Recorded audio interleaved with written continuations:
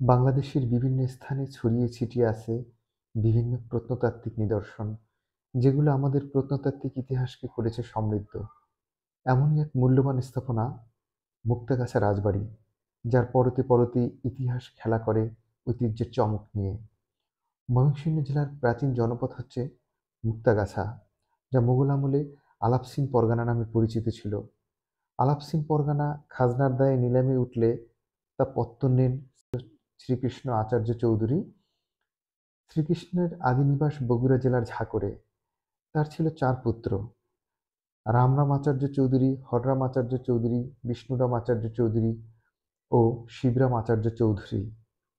পিতা মৃত্যুর পর তারা বসতি স্থাপন করেন বর্তমান মুক্তাগাছায়। মুক্তাগাছার নামকরণ: মুক্তাগাছার পূর্ব নাম বিনোদ বাড়ি। বগুড়া জেলার ঝাকর থেকে ৪ ভাই ফুলবাড়িয়া, শিবগঞ্জ ও মুক্তাগাছার বানার পার হয়ে আয়মন নদী দিয়ে বর্তমান চৌরঙ্গীর মোড় বজরা যুগে রাজঘাটে যাত্রা বিরতি করেন। বিনোদবাড়ির আশপাশ পুরোটাই ছবির মতো সুন্দর আর ছিমছাম গোছানো ছিল, যে যে কেউ এর রূপে বিমোহিত হতো।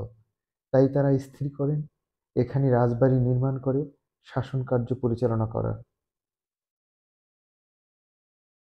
জমিদার আমলে ছিল নানা ধরনের জমিদারি রেওয়াজ। নজরানা তেমনি এক জমিদারি রেওয়াজ। রাজা বাহাদুরদের আগমনে বিভিন্ন ব্যক্তিবর্গ রাজাদের খুশি করতে নজরানা প্রদান করতেন। মুক্তারাম কর্মকার নামে এক ব্যক্তি রাজার আগমনে নজরানা হিসেবে একটি গাছা পিলসুচ উপহার হিসেবে নিয়ে যান। রাজা গাছার নিখুঁত কারুকার্য দেখে খুশি হয়ে বিনোদবাড়ির নাম পরিবর্তন করে মুক্তারামের মুক্তা আর তার উপহার দেওয়া গাছা একত্র করে নতুন নাম রাখেন মুক্তাগাছা। সেই থেকে আজ অবধি এই নামটি প্রচলিত আছে। মুক্তাগাছা রাজঘাটের পাশে একখণ্ড ভূমি নির্বাচন করে জমিদারগণ নির্মাণ করেন রাজপ্রাসাদ। শ্রীকৃষ্ণ আচার্য চৌধুরীর ৪ ছেলে রাজবাড়ির আশেপাশে নানা প্রকারের উন্নয়নমূলক কাজ করেন। শ্রীকৃষ্ণের প্রথম ছেলে রামরাম প্রতিষ্ঠা করেন কুল বিগ্রহ ও রাজরাজেশ্বরী মন্দির। হররাম প্রতিষ্ঠা করেন শিব বিষ্ণু, রাম খনন করেন বিষ্ণু সাগর এবং শিবরাম প্রতিষ্ঠা করেন বাড়ির পাশে বৃহৎ পরিখা। রামরামের প্রতিষ্ঠা করা রাজরাজেশ্বরীতে আছে অসাধারণ সব কারুকাজ। প্রত্নতত্ত্ব অধিদপ্তর নতুন করে সংস্কার করার পর পর্যটকদের আনাগোনাও বৃদ্ধি পেয়েছে রাজবাড়িতে। অষ্টাদশ শতাব্দীতে বাড়ির সামনে শিব বিগ্রহটি নির্মাণ করেন জমিদার শ্রীকৃষ্ণের দ্বিতীয় ছেলে হররাম আচার্য চৌধুরী। মন্দিরটির উচ্চতা ৩০ ফিট। ১৯৭১ সালে স্বাধীনতা যুদ্ধের সময় মন্দিরে থাকা শিব বিগ্রহ, গোপাল বিগ্রহ ও রাধাকৃষ্ণের মূর্তি চুরি হয়ে যায়। স্থানীয়দের মতে এগুলো ভারতের বিভিন্ন মন্দিরে পাচার হয়ে গেছে। শ্রীকৃষ্ণ আচার্য চৌধুরীর তৃতীয় ছেলে বিষ্ণুরাম আলাপসিন পরগনার পানীয় জলের সংকট মেটাতে তিনি খনন করেন বিরাট এক দিঘি।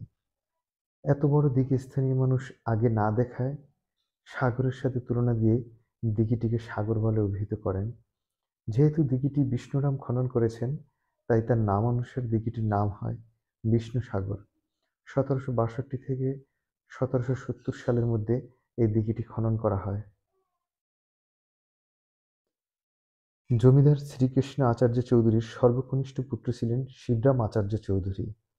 জমিদার বাড়ির নিরাপত্তা ও শোভাবর্ধনের জন্য তিনি খনন করেন বৃহৎ পরিখা।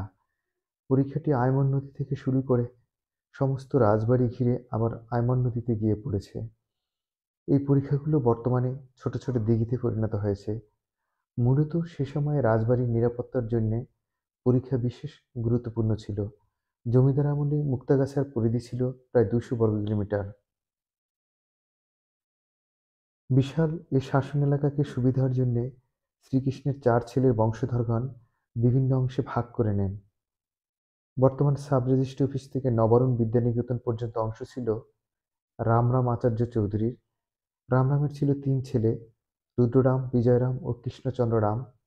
এরা বাবার মৃত্যুর পরে ৩ ভাগে বিভক্ত হয়ে জমিদারি দেখভাল করতে থাকেন। শ্রীকৃষ্ণ আচার্য চৌধুরীর দ্বিতীয় পুত্র হররামের আটানি পরিমাণ জমিদারির মালিকানা ছিল। আর এই আটানি বাড়িটি বর্তমানে রাজবাড়ি হিসেবে পরিচিত। আপনারা এতক্ষণ যে বাড়িটি দেখলেন সেটি আটানি রাজবাড়ি। এটি প্রত্নতত্ত্ব বিভাগের হেফাজতে রয়েছে। হররামের ছিল দুই পুত্র, রামকান্ত ও কৃষ্ণকান্ত। আটানি বাড়ির প্রভাব প্রতিপত্তি ছিল সবচাইতে বেশি। বাড়িটি তৈরি করা হয় বিশেষ নকশায় ও অসাধারণ কৌশলে। এ বাড়িটির কারুকার্য এতটাই মনোমুগ্ধকর ছিল যে ভারতের শিলাইদহে অনুরূপ একটি রাজপ্রাসাদ নির্মাণ করেন সেখানকার জমিদার। বিষ্ণু নামের অংশ বর্তমান আর্মড পুলিশ ব্যাটালিয়নের দখলে। এখানে আর্মড পুলিশ ব্যাটালিয়ন একটি ব্যারাক অফিস সহ একটি ব্যারাক তৈরি করেছে।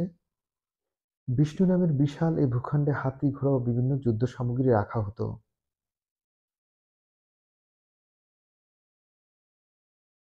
শিবরাম ছিলেন শ্রীকৃষ্ণের চতুর্থ ছেলে। বর্তমান শহীদ স্মৃতি সরকারি কলেজ তার অংশে অবস্থিত। তবে শিবরামের বাড়িতে অবস্থিত কলেজের মূল ফটকের উঁচু বাড়িটি ছাড়া সব ধ্বংস হয়ে গেছে। রাজবাড়িটিতে কলেজ করা হলেও কলেজে সম্পর্কিত কোনো ইতিহাস ফলক নেই সর্বসাধারণের জন্যে। মুক্তাগাছা জমিদার বাড়িতে ছিল নানা রকম মূল্যবান ও দর্শনীয় বস্তু। বাড়িগুলোর কারুকার্য এত বছর পরেও নতুনের মতো লাগে। সাব রেজিস্ট্রি অফিস, নগেন্দ্রনারায়ণ বালিকা উচ্চ বিদ্যালয়, আর্মড পুলিশ ব্যাটালিয়ন আদর্শ উচ্চ বিদ্যালয়, নবরণ বিদ্যানিকেতন, মুক্তিযোদ্ধা সংসদ, ভূমি অফিস, রামরাম হররাম ও শিবরামের অংশে প্রতিষ্ঠিত। বিষ্ণুরামের অংশে তৈরি করা হয় আর্মড পুলিশ ব্যাটালিয়ন। লর্ড কর্নওয়ালিসের আমলে চিরস্থায়ী বন্দোবস্ত পরবর্তী সময়ে মুক্তাগাছার জমিদারদের সাথে ইংরেজদের বেশ ঘনিষ্ঠ সম্পর্ক গড়ে ওঠে। সমাজসেবায় বিশেষ অবদানের জন্য ইংরেজরা এই জমিদারদেরকে রাজা ও মহারাজা উপাধিতে ভূষিত করেন। রাজা জগৎ কিশোর আচার্য চৌধুরী, মহারাজা সূর্যকান্ত আচার্য চৌধুরী, মহারাজা শশীকান্ত আচার্য চৌধুরী এর বাস্তব উদাহরণ। এ সকল রাজা মহারাজাদের আমলে মুক্তাগাছা বিশেষ ব্যক্তিদের পদচারণায় মুখরিত হয়। বর্তমানে এই বাড়িটির অধিকাংশ ভবন ভগ্ন প্রায়, যদিও এখন এই জমিদার বাড়িটি প্রত্নতাত্ত্বিক অধিদপ্তরের আন্ডারে। ময়মনসিংহ শহর থেকে ১৬ কিলোমিটার পশ্চিমে ময়মনসিংহ টাঙ্গাইল ও ময়মনসিংহ জামালপুর মহাসড়কে এই রাজবাড়িটির অবস্থান।